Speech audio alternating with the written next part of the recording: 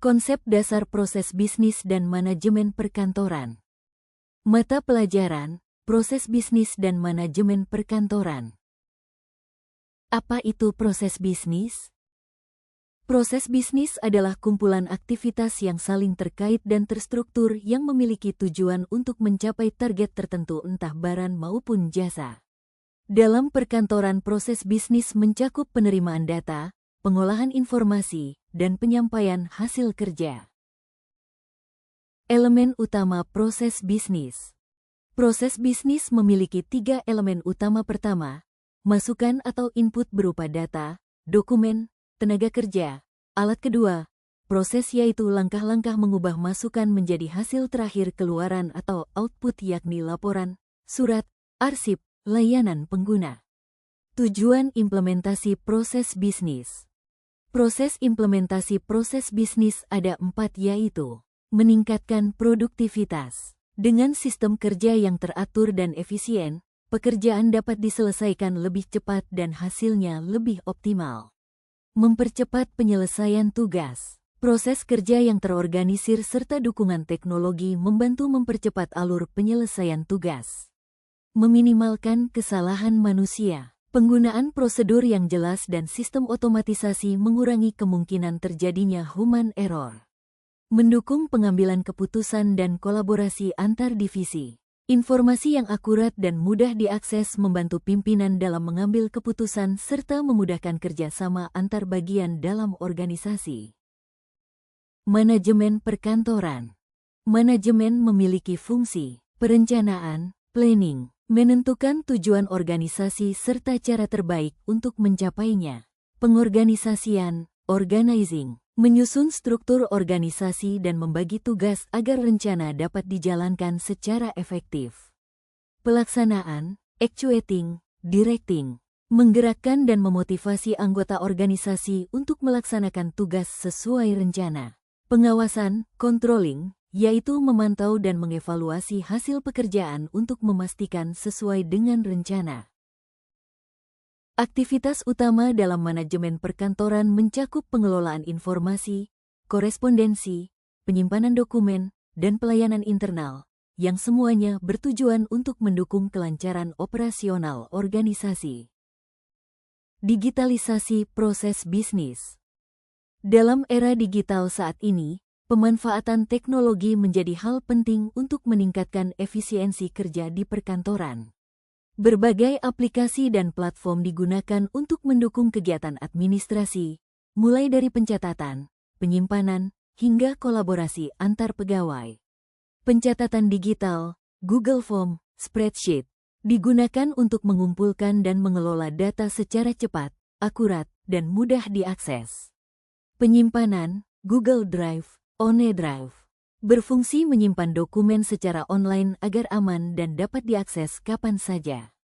Kolaborasi daring, Microsoft Office, Canva, Zoom, Google Workspace memudahkan kerjasama tim dalam membuat, mengedit, dan berkomunikasi tanpa harus bertatap muka langsung. Manfaat proses bisnis digital. 1. Lebih cepat, tepat, dan efisien. Penggunaan teknologi membuat proses kerja lebih cepat, hasilnya lebih akurat, dan penggunaan sumber daya lebih hemat. 2. Menghemat waktu dan biaya.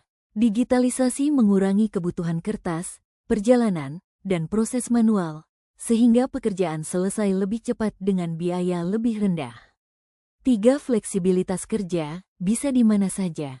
Sistem kerja daring memungkinkan pegawai mengakses data dan berkoordinasi tanpa harus berada di kantor. 4. Meningkatkan kolaborasi dan produktivitas. Aplikasi kolaboratif mempermudah kerja tim, komunikasi, serta pembagian tugas, sehingga hasil kerja lebih optimal. Tahapan dan alur proses bisnis perkantoran. Proses bisnis di perkantoran tidak terjadi secara acak, tetapi mengikuti tahapan yang sistematis agar hasil kerja dapat terukur dan dievaluasi.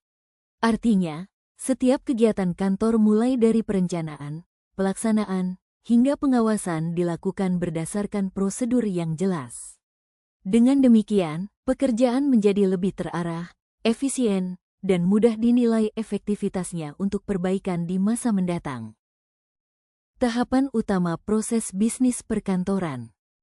1. Perencanaan, yaitu menetapkan tujuan, strategi, dan sumber daya yang dibutuhkan untuk mencapai hasil kerja yang diinginkan. Selain itu, menyusun Standard Operating Procedure (SOP) agar setiap kegiatan memiliki pedoman yang jelas dan konsisten. 2. Pelaksanaan, yaitu menjalankan langkah kerja sesuai alur yang telah direncanakan. Kegiatannya meliputi pencatatan, pengarsipan, penjadwalan, serta penyusunan laporan untuk mendukung operasional kantor secara efektif. 3. Evaluasi, yaitu menilai hasil kerja yang telah dilakukan, mengidentifikasi hambatan atau kekurangan, serta melakukan perbaikan dan penyempurnaan agar kinerja kantor semakin optimal. Flowchart, diagram alir, dalam proses bisnis. Flowchart adalah bagan alur yang menggambarkan keterkaitan antar kegiatan dalam suatu proses kerja. Melalui flowchart, dapat terlihat urutan langkah-langkah kerja, arah aliran proses, serta bagaimana keputusan diambil dan aktivitas saling terhubung. Dengan demikian, flowchart membantu memahami proses secara visual, mempermudah analisis efisiensi, dan mendeteksi titik-titik yang perlu diperbaiki. Contoh flowchart, pengelolaan surat masuk. Pertama, penerimaan surat. Surat diterima dari pihak internal maupun eksternal melalui berbagai media, fisik atau elektronik. Kedua, pencatatan, manual, digital. Data surat dicatat dalam buku agenda atau sistem digital untuk memudahkan pelacakan. 3. Disposisi. Surat diteruskan kepada pejabat atau bagian yang berwenang untuk ditindaklanjuti sesuai isi surat. 4. Tindak lanjut. Bagian terkait melakukan tindakan sesuai arahan disposisi, seperti membuat balasan atau laporan. 5. Penyimpanan arsip digital. Setelah proses selesai, surat disimpan dalam arsip digital agar mudah dicari dan diakses kembali bila diperlukan. Penyusunan flowchart digital. Flowchart dapat dibuat menggunakan berbagai aplikasi seperti Lucidchart, Draw.io, Canva, atau Microsoft Visio yang menyediakan fitur diagram profesional dan mudah digunakan. Dalam pembuatannya, digunakan simbol-simbol standar, antara lain. Terminator menunjukkan awal dan akhir proses. Proses menandakan kegiatan atau langkah kerja yang dilakukan. Keputusan, decision, menunjukkan titik pengambilan keputusan dengan dua kemungkinan, ya, tidak.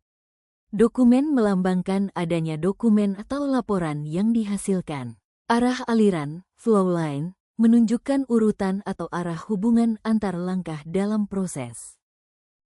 Keunggulan. 1. Dapat dikerjakan secara kolaboratif online. Beberapa orang dapat mengedit, meninjau, dan memberi masukan pada flowchart secara bersamaan melalui platform daring. Disimpan otomatis di cloud storage. Hasil kerja tersimpan secara otomatis di penyimpanan awan, sehingga aman, tidak mudah hilang, dan dapat diakses kapan saja dari perangkat apapun. Mudah diperbarui sesuai perubahan sistem kerja. Flowchart digital dapat diedit kapan saja untuk menyesuaikan dengan perubahan alur, kebijakan, atau prosedur kerja terbaru. Pentingnya memahami tahapan dan alur proses bisnis.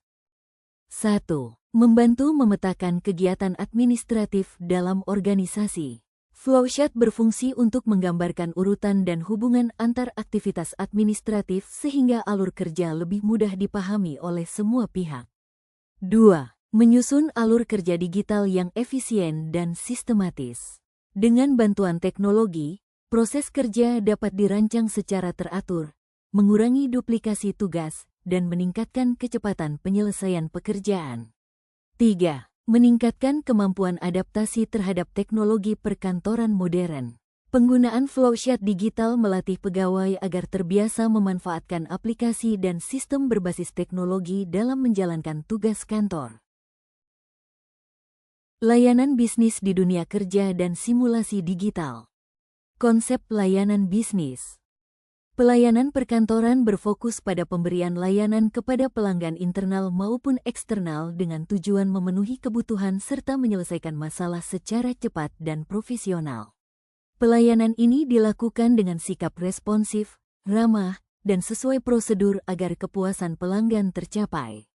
Selain itu, kegiatan pelayanan dapat dilakukan secara langsung di kantor maupun melalui media digital seperti email, chat, telepon, dan berbagai platform daring untuk memperluas jangkauan layanan. Jenis layanan bisnis.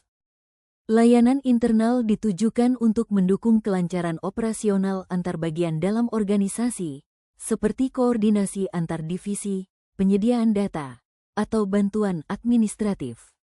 Sementara itu, layanan eksternal diberikan kepada pelanggan atau pihak di luar organisasi, misalnya mitra kerja, masyarakat, atau klien, dengan tujuan membangun hubungan baik dan memberikan kepuasan melalui pelayanan yang profesional. Digitalisasi layanan bisnis. Dalam kegiatan pelayanan modern, berbagai teknologi digunakan untuk meningkatkan efisiensi dan kepuasan pelanggan. CRM, Customer Relationship Management, berfungsi untuk mengelola hubungan dengan pelanggan melalui pencatatan interaksi, preferensi, dan riwayat layanan. ERP, Enterprise Resource Planning, digunakan untuk mengintegrasikan berbagai fungsi bisnis dalam satu sistem agar koordinasi antar bagian lebih efektif. Selain itu, penggunaan chatbot, email automation, dan formulir online membantu mempercepat proses pelayanan dengan respons cepat, otomatis, dan mudah diakses kapan saja. Etika dan profesionalisme digital. Gunakan bahasa sopan dan profesional dalam komunikasi daring. Bahasa yang santun mencerminkan etika kerja dan menjaga citra baik organisasi dalam setiap interaksi secara online. Sampaikan informasi dengan tepat dan jelas.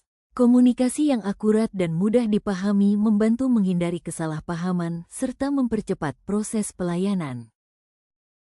Jaga kerahasiaan data pelanggan dan dokumen penting.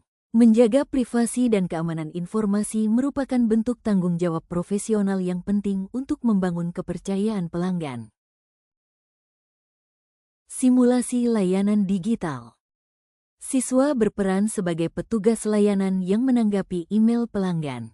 Gunakan platform seperti Gmail atau Google Chat. Terapkan format surat bisnis digital yang sopan dan efisien. Terima kasih sudah menonton dan menyimak materi ini.